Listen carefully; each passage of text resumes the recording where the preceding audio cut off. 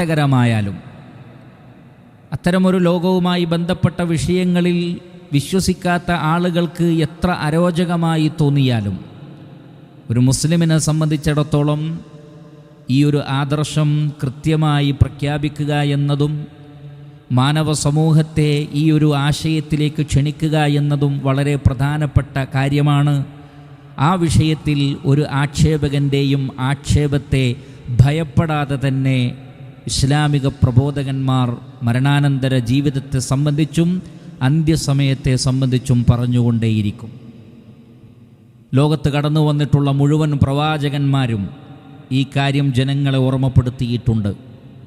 അന്തിമ വേദഗ്രന്ഥമായ പരിശുദ്ധ ഖുർആനും അവസാന പ്രവാചകനായ മുഹമ്മദ് മുസ്തഫ സല്ലല്ലാഹു അലൈഹി വസല്ലമയും ഏറെ ഗൗരവത്തോടുകൂടി ഓർമ്മപ്പെടുത്തിയിട്ടുണ്ട് ഖിയാമത്ത് നാൾ സംഭവിക്കും.